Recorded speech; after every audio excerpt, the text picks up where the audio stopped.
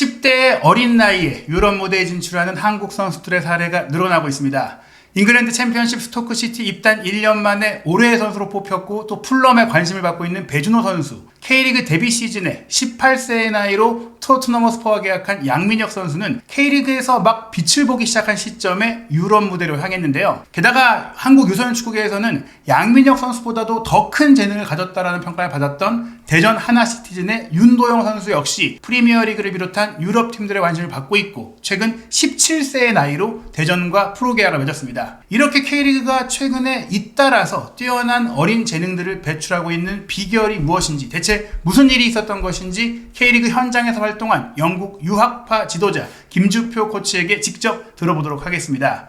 최근 수원삼성 1군 팀이라든지 화성FC 코치로 활동을 하셨지만 K리그 유스팀에서도 활동을 하셨었죠? 네, 저는 이제 수원삼성에서 4년 정도 있었습니다. 유스팀에서. 네, 그때도 사실 유럽에 진출한 선수들, 특히 정상빈 선수, 오형규 선수, 또 최근에 떠오르고 있는 박승수 선수랑도 함께 훈련을 했던 것으로 알고 있는데요. 예, 정상빈 선수는 이제 고등학교 올라왔을 때 해서 졸업할 때 3년 있었었고, 오형규 선수는 이제 2년 있었었고, 박승수 선수는 이제 중학교 2학년 때 이제 만났죠. 네. 사실 지금 언급드린 선수들에 앞서서 정상빈 선수가 먼저 울버햄튼과 또 계약을 하면서 K리그에서 프리미어리그에 갔으나 울버햄튼에서 뛰지 못하고 이제 임대팀이었던 그라스호퍼에 있다가 지금은 미네소타 미국 팀에 가 있고, 오현규 선수 같은 경우도 셀틱에 정말 빠르게 가서 골도 넣고 좋은 모습을 보였지만 결국 이제 주전으로 자리를 잡지 못하고 현재는 벨기에 명문팀 행크로 떠난 상태인데요. 저도 개인적으로 이 선수들이 활동할 때는 K리그 현장 취재를 많이 했기 때문에 다르다. 특히 이 선수들이 고교생 나이에 빠르게 준프로 계약으로 1군 팀에 데뷔를 했고, 그냥 데뷔한 수준이 아니라 핵심 공격수로 활약을 했었잖아요. 네. 직접 봤을 때는 좀 어떠셨어요? 저 두 선수가 프로팀에 올라왔을 때 저 이제 유스팀에 있었었죠. 고등학교 18세 유스팀에 있었는데, 저도 사실 저 친구들이 저렇게 더 잘해줄 줄은 몰랐어요. 근데 저 친구들이 굉장히 사실 당돌하고 저 친구들이 갖고 있는 능력들이 좋았던 것도 있고요. 지금 이제 수원삼성이라는 팀이 K2에 있지만 그 수원삼성이 원래 예전부터 유소년 육성 시스템에 굉장히 많은 투자를 했었고, 정말 굉장히 많은 투자를 했었고 제일 앞서가는 팀 중에 하나였고, 그거를 만들기 위해서 이제 수원삼성 내부적으로 많은 분들이 이제 연구하시고 고민하시고, 그리고 지도자 선생님들이 또 육성하는 데 있어서 많은 헌신을 했기 때문에 정말 저는 가능했다고 생각하고 있습니다. 네.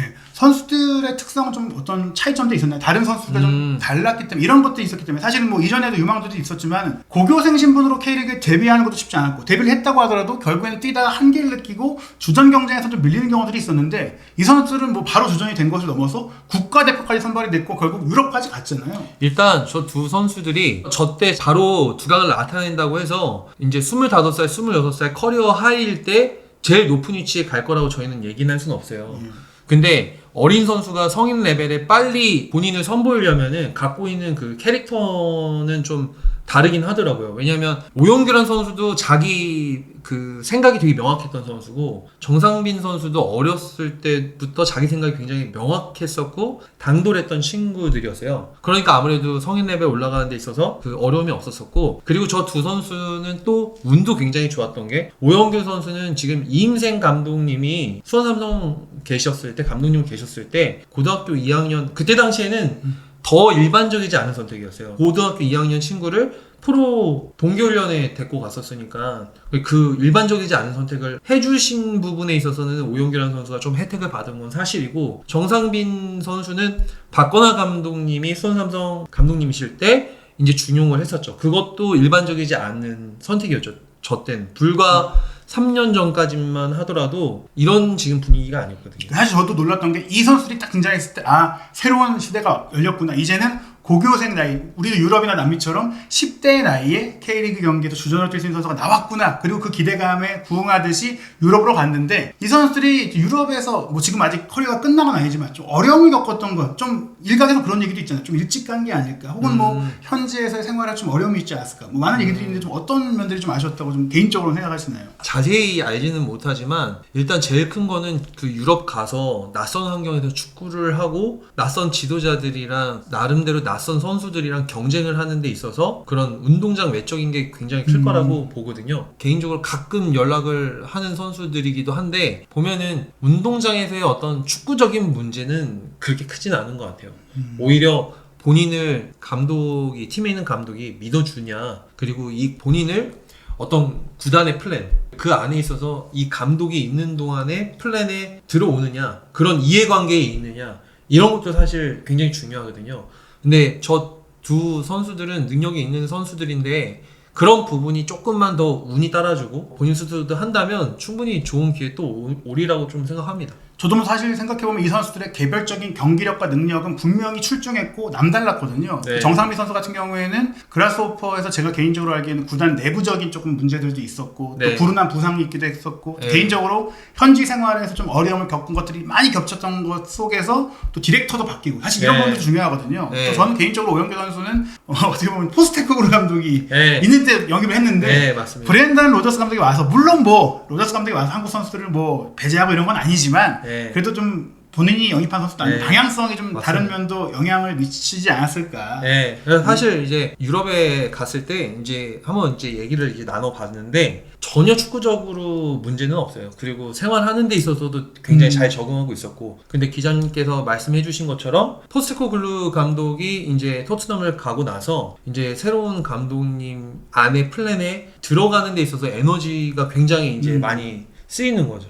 네, 그런 게 제일 컸던 것 같습니다. 결국에 저는 선수가 또 유럽에 가서 적응을 하는 데 있어서는 감독의 역할이 굉장히 중요하고 굉장히 그래서 사실 뭐 감독과 함께 꾸준히 가야만 또 어려울 때도 믿고 기다려주는데 그게 좀 쉽지 않다. 그 네. 감독 입장에서 또 결과를 내야 되는데 네. 기존에 있던 선수가 아닌 내가 픽한 선수를 또 데려오는 이적 시장의 움직임들이 분명히 있기 때문에 뭐 이런 일들이 있었는데 지금 오영규 선수는 행크에 가서 그래도 이제 손흥민 선수와 인연이 있었던 핑크 감독이 지금 팀을 이끌고 있다 보니까 조금 좋은 결과가 있지 않을까 훨씬 기대를 해보고 또 정상민 선수도 미네소타에서 굉장히 좀 잘하고 지금 잘하고 있다고 들었고 또 유럽 무대로 다시 갈 수 있다라는 얘기들도 꾸준히 들리고 있다 보니까 물론 여기 이제 군 문제도 지금 걸려 있긴 해도 이 두 선수가 아직 끝난 건 아니다. 네. 다만 이제 좀 대단한 게 이 선수들이 나왔을 때만 하더라도 보통 이제 한 세대가 이렇게 나오면은 그 밑에 한 두세 살 어린 선수들은 그 세대의 선수들 선배 때문에 빛을 못 보거나 좀 기회를 못 잡는 경우들이 있잖아요. 네. 당장도 사실 지금 이 선수들이 좀 확 올라왔다면 대표팀에 자리를 잡게 되고 연령벌팀에서도 자리를 좀 잡게 될 텐데 그 지난해 20세 이하 월드컵의 4강에 오른 과정 속에 배준호 선수와 이영주 선수가 또 빠르게 유럽에 진출을 했고 뭐 브렌트포드로 김지수 선수가 가기도 했는데 나이 차이가 많이 나진 않으면서도 이 선수들과 그 이전 선수들 조금 차이가 있는 것 같아요. 좀 어떤 차이가 있다고 볼 수 있을까요? 저는 이제 상대적으로 이 2세대 선수들을 직접적으로 겪어보진 못했어요. 근데 경기 보면서 많이 느꼈었던 거는 더 개인 능력들이랑 자기 개성들이나 자기 포지션에 대해서 본인이 하는 플레이들에 대한 명확성이 더 생긴 것 같아요. 배준호 선수는 K4에서도 뛰었었거든요. 대전에 있을 때. 네. 그때도 보면은 저 선수가 가지고 있는 특성이 좀 명확했었고, 사실 배준호 선수 같은 경우는 학원 축구 출신이잖아요. 예. 근데 학원 축구에서 거의 뭐 그 휩쓸고 다녔었거든요. 음. 워낙 유명했어요. 배준호 그 평택 선수가. 진위 FC가 네. 좋은 선수를 많이 배출했다고 하는데 이런 기술적인 면들을 오히려 학원 축구에서 많이 강조하는 아무래도 학원 축구에서 경기를 하면은 아무래도 프로 유스 팀은 일단 팀 내에서도 경쟁이 좀 심해요. 다 잘하는 애들끼리 하니까. 그리고 또 경기를 프로 유스 팀끼리 해도 잘하는 팀끼리 하니까 뭔가 5대5 경기가 펼쳐지거든요. 근데 이제 학원 축구팀에서 잘하는 팀에 있는 잘하는 선수는 일단 자기 위주의 어떤 경기 운용을 할 수 있는 상황이 좀 생기기도 하고, 그리고 만나는 팀들이 좀 약팀이거든요. 그러니까 개인 기량적으로 많은 것들을 막 선보일 수 있는 상황이 좀 생기는 것도 사실이긴 하더라고요. 실전에서 좀 안 쓰던 것도 해보고 과감한 플레이가 나온다. 좀 그런, 그러니까 예를 들어서 그 유튜브에 있는 학원 축구 하이라이트나 득점 장면이나 이런 것만 봐도 팀 간의 이 레벨 차이가 좀 커요. 프로 유스 리그보다는. 근데 저는 또 그게 꼭 그런데 뛰어야 꼭 선수가 나온다라고 생각하지는 않습니다. 왜냐면 자꾸 경쟁을 해야 더 좋은 선수가 나오기 때문에. 그래서 여튼 그런 장단점이 좀 분명하거든요. K리그 유스 리그와 그리고 학원 축구 리그가.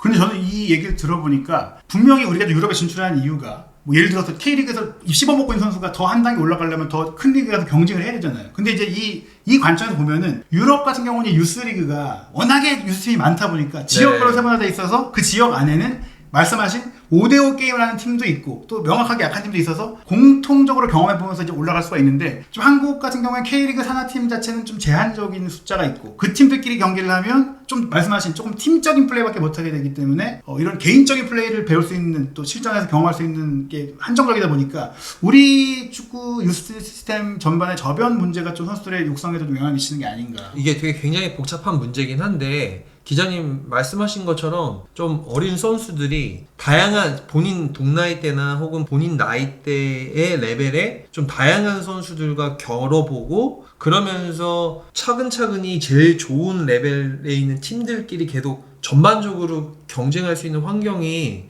만들어져야 되는 건 저는 사실이라고 보거든요. 그래야만 한다고. 배준호 선수 같은 경우는 학원 축구 출신이긴 하지만 지금 양민혁 선수도 사실 중학교는 예. 학원 축구였어요. 예, 천안에. 예, 천안에 있었고. 예. 근데 여튼간에 제가 드릴 수 있는 얘기는 어린 선수들이 좀 전반적으로 자기 레벨이랑 맞는 선수랑 자꾸 경쟁해서 그 발전할 수 있는 풀을 만들도록 이제 좀 심혈을 기울여야 된다. 이거는 좀 분명한 것 같습니다. 예. 그리고 얼마나 중요한 것 중에 하나가 조금 다양한. 사실 저는 예. K리그에 대해서 이전에 얘기를 할 때도 감독도 좀 다양한 나라. 그러니까 좀 다양해. 그러니까 리그 안에서 성장이 가능하려면 예. 리그 자체 안에 어떤 그 비슷한 전력도 전력이지만 예. 다양함이 있어요. 다양한 전술, 있습니다. 뭐 다양한 색깔, 다양한 네, 유형의. 그것도 많이 예. 공감합니다. 그래야만이 좀 선수들이 풍부하게 발전할 수 있고 지금 네. 우리가 유럽 진출을 좀 얘기하는 것도 그 네. 다양함을 또 경험하기 위해 나간 걸 수도 있다. 네. 그런 측면에 있어서 이 배준호 선수는 그런 부분들이 있고 이영준 선수는 조금 더 다른 케이스 같아요. 또 굉장한 키에 또 어제 뭐 이제 김신욱 선수를 좀 떠올리게 하는 네. 좀 다리도 잘 쓰는 그런 네. 선수인데 이런 선수들이 유럽에 진출을 했습니다. 물론 이 선수들이 이제 이영준 선수는 이제 막 갔지만 배준호 선수는 1년 차 만에 잘해줬다. 네. 이건 좀 어떤 부분이 있을까요? 이제 배준호 선수는 경기를 봐도 딱 봐도 그 천재과잖아요. 네, 볼 자체를 굉장히 그냥 잘 차고 거의 고등학교 때 경기만 봐도 동나이대 선수들보다 몇 수 위니까 그것들이 그냥 그 외국 나가서도 그게 그대로 그냥 통하지 않았나 싶은 거죠. 그 저는 개인적으로 20세의 월드컵을 볼 때보다 몇 달밖에 안 지난 후에 잉글랜드에 갔는데 그 사이에 몸이 확연히 좀 좋아진 느낌이 좀 있더라고요. 그러니까 몸이 점점 좋아지는 느낌? 이 피지컬적으로 이런 부분들에 대한 준비 좀 어떻게 보시나요?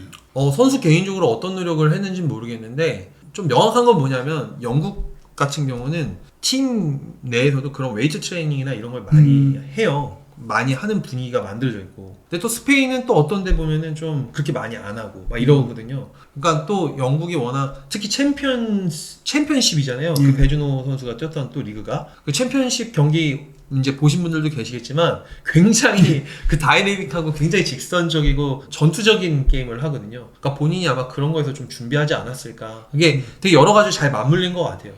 그 저는 또 하나의 흥미로웠던 배준호 선수의 선택이 보통은 이제 2부 리그 팀과 1부 리그 팀이 관심을 보이고 제안을 하면 1부 리그 팀을 선택하기 마련이고 뭐 예를 들어 배준호 선수가 이번 그 이적 과정에서도 좋은 이름 있는 팀들의 제안도 있었지만 스토크시티를 선택했다. 심지어 스토크시티가 2부 리그에서도 승격권의 팀이 아니었는데 이 판단도 좀 굉장히 좀 이색적이었다고 생각하거든요. 네, 저도 그 부분은 생각하지 못했는데 그 부분도 굉장히 중요했던 것 같습니다. 그러니까 유럽 진출할 때 뭐 앞에서 그 이미 경험이 많으셨던 뭐 박지성 선수나 이영표 선수도 얘기했던 것처럼 결국 가서 경기를 뛸 수 있는 그 경쟁이 가능한 이제 팀에 가야 되는데 막상 갔는데 여러 요소들 때문에 본인이 경기를 뛸 수가 없다. 본인이 실력이 있어도 그러면 가뜩이나 말도 안 통하고 환경이 다른데 굉장히 힘들어지는 거예요, 선수 입장에서는.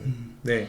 그래서 사실 뭐 배준호 선수는 좀 실리적이고 좀 영리한 선택을 했다고 볼 수 있는데 그 세대가 나왔을 때 바로 그 해에 저는 좀 충격적이었던 게 당시 들었을 때는 그 20세 월드컵 4강에 간 멤버들이 있지만 저 밑에 17세 애들이 사실 더 대단한 재능을 갖고 있다는 얘기가 있었고 실제로 그 17세 아시안컵에서 보여줬던 경기력 물론 결승전에서 일본에게 좀 패하는 그런 아쉬운 결과가 있긴 했지만 플레이 자체는 이거 약간 새로운 인류가 등장한 거 아니냐. 이 축구 뭐지? 창의적이고 기술적이고 정말 우리가 꿈꿔왔던 그 만화 축구를 구현하는 모습들이 있는 선수들이 질비하게 나왔는데 그 중에 한 명인 양민혁 선수가 토트넘으로 갔고 또 윤도영 선수 지금 프리미어리그 이적설이 나오고 있는데 이 세대에 대해서 좀 이제 들으신 얘기가 있나요? 이 세대들은 제가 이제 중학교 수원삼성 15세 팀에 있을 때 이제 겪어봤던 세대들이에요. 이때 워낙 그 잘한다고 얘기하는 선수들이 많았었어요. 이 세대들이. 그리고 변성환 감독님이 이제 이때 17세 대표팀 감독님이셨는데 준비를 그때 많이 하셨었어요. 시간도 충분히 있었던 걸로 기억을 하고요. 그리고 경기를 하고자 하는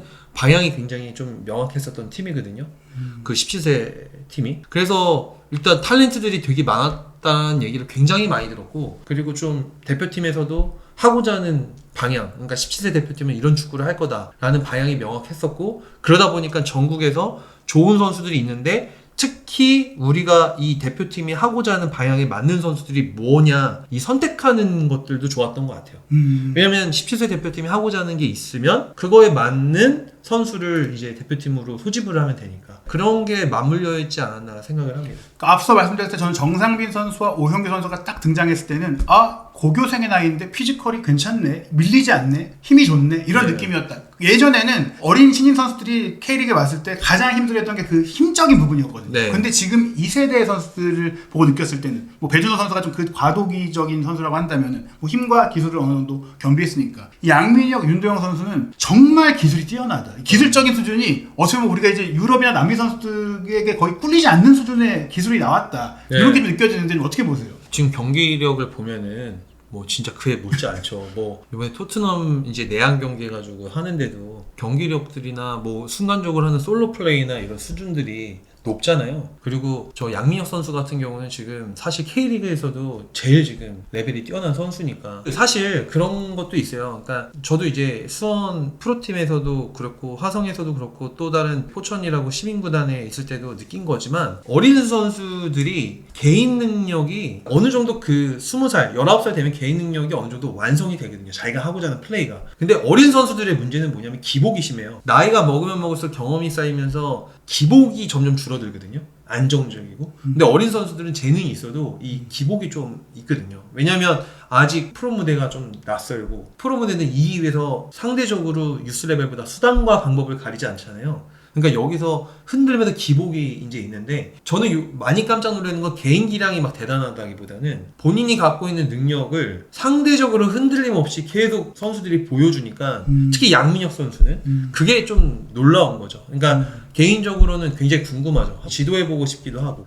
네. 저는 또 하나 궁금한 게 어떻게 보면 선수들이 이 나이대 선수들은 손흥민 선수가 뛰는 거를 어릴 때 보고 자란 어떻게 보면 손흥민 선수 키즈라고 할 수도 있을 텐데 네. 그렇게 저희가 이제 이 프리미어리그의 중계가 정말 대중화되고 어떻게 보면 이제 축구 매니아들만 보는 게 아니라 이 손흥민 선수의 활약을 통해서 거의 이제 많은 일반 팬들도 대표팀 경기 보듯이 토트넘 경기를 보다 보니까 높은 수준의 축구, 특히 이제 뭐 예전에 박찬호가 뛸 때도 그러긴 했어도 그때보다 이 프리미어리그의 기술적 전술적인 수준이 높아졌잖아요. 네. 그런 축구를 어린 시절부터 보면서 큰 것도 이 선수들의 경기력에 영향을 미쳤을까? 아니면은 단지 유소년 우리 한국 축구의 유소년 육성 교육이 좋아진 걸까? 좀 어떤 게 영향이 좀 크다고 보시나요?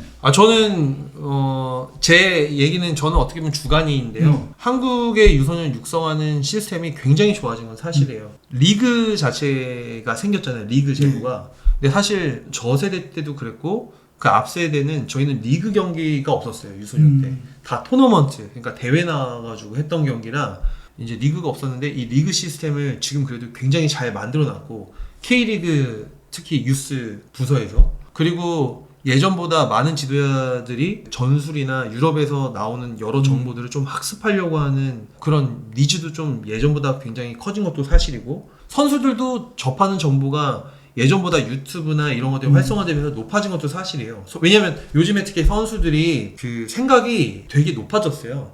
그러니까 축구에 대한 이해도들을 갈망하고 있는 건 사실이에요. 그 얘기는 뭐냐면 이해도가 어느 정도 있다는 거거든요. 자기를 이해시켜야 되려면은 더 나은 얘기를 해줘야 되는 게 지금 사실이에요. 선수들이. 그런 것들이 경기력에 묻어나지 않았나. 근데 그 전에 있어서 그 육성 시스템이나 이런 게 사실 많이 개선되고 좋아진 건 사실입니다. 그게 시스템도 좋아졌지만 선수들도 더 고급 네. 자료를 보고 또 네. 좋은 경기를 보면서 배워가는 것들이 거기 이제 결실로 나타나고 있다. 네. 그리고 이제 이 변성환 감독 얘기를 좀 안 할 수가 없는데 저도 이제 사실 처음 이 변성환 감독을 봤을 때가 이 성남 FC에서 감독 대행할 때 제가 그때 직접 취재를 했었거든요. 정말 그때도 짧은 시간이었는데 뭔가 그 잠재력을 보였으나 결국에 이제 그 지도자로서의 커리어상 뭐 다양한 많은 요인들이 좀 앞으로의 행보에 좀 영향을 주잖아요. 변성환 감독이 그때 이후 이제 협회에 들어가셨었는데 17세 월드컵은 분명히 엄청난 기대감을 갖고 있었지만 조별리그 탈락으로 실패를 했단 말이에요. 그리고 계약이 끝났죠. 네. 근데 그리고 나서 어떻게 보면 이제 이상주의자였나? 결국에는 이게 현실에 맞지 않는 건가? 이런 생각들이 했었는데 올 시즌 도중에 이제 K리그2에서 특히 이제 승격을 당연히 노려야 될 수원 삼성이 하위권까지 좀 떨어졌단 말이에요. 뭐 네. 7위권까지 내려갔었고 뭐 5연패에 늪에 빠졌었을 때 이제 부임을 했는데 지금 10연속 무패다. 네. 그 과정에는 동나이대, 그 앞서 말씀드린 양민혁 선수 나이대에 있는 박승수 선수를 또 1군으로 발탁해서 활약시키게 만들었고 또 이 선수가 바이에른 연결되고 있는 상태다. 네. 이거 변성환 감독에게 뭔가 있는 거 아닌가 이런 생각이 좀 들거든요. 저도 뭐 얼마 전에 그 김진짜 유튜브 가서 변성환 감독님 언급을 하긴 했었는데 그 변성환 감독님이 그 프레젠테이션 하는 것들을 제가 봤어요. 근데 저도 굉장히 좀 신선했었던 게 저희 국내 지도자가 이렇게 프레젠테이션을 그 사람들 많은 앞에서 이렇게 잘 하는 부분을 저는 그때 처음 봤었거든요. 그래가지고 사실 지도라는 게 남을 이해시키고 설명해 주는 거잖아요. 그러니까 그런 부분에서 굉장히 뛰어난 자질이 있으시구나 느꼈었고, 그리고 저는 두 번째로 놀랬던 거는 제가 있었던 팀이기도 하지만 수원 삼성이라는 팀에서 변성환 감독님이라는 분을 왜 이분은 그 전에 리얼 블루 출신도 아니고 그렇죠. 어떤 연관도 없고 하물며 대표팀 변성환 선생님이 프로 선수 출신이시긴 하지만 국가대표 출신은 전 아니신 걸로 알고 있거든요. 그런데도 2부 리그지만 수원 삼성이라는 곳에서 변성환 선생님을 감독으로 선택한 거, 전 이것도 굉장히 좀 놀라운 선택이었고, 변성환 감독님의 어떤 지도력은 지도력대로 저는 간다고 지금 생각을 하고 있고, 이제 박승수라는 선수는 아직 보여줘야 되는 게 많은 선수긴 하잖아요. 근데 이 선수는 사실 중학교 2학년 때도 그랬고 아주 좋은 선수였어요. 아 그래요? 아주 좋은 선수였고, 그리고 여기서 또 뭐 얘기하자면 박승수라는 선수를 잘 육성시킨 이제 수원 삼성 유스 팀도 한몫을 했었죠. 왜냐면 그때 당시에 각 선수의 특성에 맞게 이 선수들이 잘 할 수 있게 플레잉 스타일이나 이런 것들을 많이 고민했었던 것도 사실이에요. 수원 유소년 팀에서. 그러니까 이런 부분들이 되게 잘 맞물렸고, 변성환 선생님은 17세 대표팀에서 미리 겪어봤잖아요. 지금 수원 삼성에 박승수 선수도 있고 고종현 선수도 있고 김성주 선수도 있고 그 나름대로 그 풀에 있었던 선수들이거든요. 그러니까 이런 것들이 같이 맞물린 것 같아요. 보니까. 저는 좀 대단하다고 생각했던 게 분명히 그 본인도 결과를 노렸겠죠. 17세 월드컵을 뭐 경험하러 가진 않았을 테지만 한계를 느끼고 이제 사임을 했단 말이에요. 네. 그리고 나서 찾아온 기회에서는 결과를 내고 있다. 특히 사실 17세 레벨에서 대표팀은 이 협회에서도 당장 결과가 아니라 우리의 방향성은 이제 이 선수들이 좋은 경험을 하고 성장하는 그런 과정에서의 방향성을 유지하는 거다라고 얘기를 했었는데, 결과가 좋지 않았어도 그 방향성을 시도하면서 그리고 경기를 치를수록 더 나아졌었고, 네. 그런데 그런 실패 경험을 한 감독에게 수원 삼성이 네. 오퍼를 했고 선임을 했고, 그 감독은 여기서 프로팀, 지금 수원 삼성은 우리 내년에 승격해도 되니까 올 시즌은 경험이야 이런 생각이 아니거든요. 아, 그렇죠. 10연속 무패를 해냈다는 것만으로도 본인이 어떤 감독인지, 내가 팀의 니즈에 맞춰서 결과도 낼 수 있고 선수도 육성할 수 있다는 걸 보여줄 수 있다는 것은 결국에는 이제 한국 축구의 좀 발전을 볼 수 있는 하나의 좀 부분이 아닐까. 예, 저도 좀 그렇게 생각을 하고 있습니다. 이제 아무래도 지도자는 30명 혹은 스태프까지 포함하면 거의 40~50명의 선수단을 끌고 가야 되는 역할을 맡게 돼요, 감독님은. 그러다 보면은 이 1년 동안 매주 한 경기 치르면서 여러 가지 분위기 같은 것들을 경험하잖아요. 근데 이제 그런 부분에서 흔들림 없이 이 밀고 가야 되는 것들이 쉽지 않거든요. 근데 이런 부분들을 저는 어떻게 보면 그 변성환 선생님이 17세 월드컵에서 그런 실패에서도, 왜냐면 실패가 계획이 있는 상태에서 가진 실패였잖아요. 그렇죠. 그 저도 프레젠테이션 보면 감명 깊었던 거는 변성환 선생님이 원했었던 전술이나 팀의 문화, 그리고 17세 선수들이 가져가야 하는 그런 여러 가지 기준들이 있었어요. 그 기준들을 가지고 세계 무대에 가는데 진 건데, 아무래도 진 거에 있어서 기준이 명확하니까 왜 졌는지가 명확해질 거 아닙니까? 그래서 이 실패의 경험이 굉장히 그 감독님이 좋은 감독이 되는 데 있어서 자양분이 됐겠다는 생각을 저는 그때 프레젠테이션 보고 많이 느꼈어요. 그런 것들을 수원 삼성이 잘 캐치해서 선택한 거 아닌가. 그리고 그거에 대한 지금 어드밴티지를 누리고 있는 걸 수도 있겠다는 생각이 듭니다. 저는 뭐 개인적으로 유럽에서도 사실 선수 출신, 뭐 정말 대표 출신, 이런 스타 선수 출신들이 지도자를 많이 하던 분위기가 이 무리뉴 감독의 등장으로 포르투갈도 바뀌고 또 유럽 전역이 좀 바뀌어가는 그 굉장히 큰 영향력을 미쳤잖아요. 네. 뭐 최근에 뭐 광주의 이정효 감독도 물론 선수로서 사실 좋은 경력을 갖고 있는 분인데, 변성환 감독 과 이 연결돼서 이런 성공 사례가 나오는 것은 어떻게 보면 K리그의 감독선임 방향성도 전체적인 좀 다양성과 굉장히 많은 기회를 많은 그 능력 있고 노력하는 젊은 지도자들에게 줄 수 있는 그런 계기가 될 수 있다는 점에서 저는 개인적으로 이 변성환 감독이 수원 삼성에서 좀 성공적인 성과를 내고 또 좋은 선수도 많이 이렇게 꾸준히 좀 배출하면서 좋은 결과를 내렸으면 하는 좀 기대가 되고 있습니다. 네. 네. 뭐 그런 가운데 역시 또 우리가 올 시즌 이제 손흥민 선수 얘기를 많이 했기 때문에 네. 많은 유럽파들이 생겼고 진출한 선수도 있는데 개인적으로 또 손흥민 선수 외에 2024-2025 시즌 유럽 무대에서 조금 기대되는 좀 선수가 있다라고 개인적으로 꼽아본다면 어떤 선수를 좀 기대하고 계세요? 저는 저 선수 세 명 다 정말 대단하다고 생각하는데 개인적으로 정말 저거는 쉽지 않을 텐데 하는데 그래도 잘 진짜 잘하고 있다라고 느끼는 선수는 김민재 선수거든요. 왜냐면 센터백 포지션이 사실 지도자들은 아마 더 그렇게 생각할 거예요. 모든 포지션이 마찬가지긴 한데 그 센터백이 사실 막 그 저희 지도자님들끼리 하는 얘기가 뭐냐면 금값이라고 하거든요. 그러니까 좋은 센터백 찾기가 정말 어렵다. 근데 한국에서 제일 유럽에서 가장 안정적으로 가장 톱 레벨에서 군림했던 클럽의 센터백으로 김민재 선수가 있다는 거는 저는 제시하는 게 엄청 크다고 생각하거든요. 작년에 나폴리에서 성공하고 나서 작년 시즌 좀 힘들었지만 가지고 있는 능력이 너무 출중한 선수니까 가지고 있는 능력을 올해 미넨에서 잘 발휘할 수 있지 않을까. 예, 워낙 가지고 있는 것도 많고 미넨도 지금 빈센트 콤파니 감독이 되면서 좀 뭔가 지금 새로운 방법을 모색할 거잖아요. 그래서 저는 제일 많은 기대를 하고 있는 선수는 김민재 선수입니다. 네, 뭐 김민재 선수와 또 콤파니 감독에 대해서 흥미로운 얘기들이 있을 것 같은데 그 이야기는 또 다음 시간에 좀 전해드리도록 하고요. 2024-2025 시즌 한준TV에서 또 김주표 코치의 좀 다양하고 깊이 있는 얘기들을 전해드리기 위해서 코너 준비하고 있으니까요. 앞으로도 많은 성원 관심 부탁드리고 또 궁금하신 점이 있으면 댓글로 남겨주십시오. 김주표 코치와 함께 깊이 있는 축구 이야기 전해드리도록 하겠습니다. 감사합니다. 감사합니다.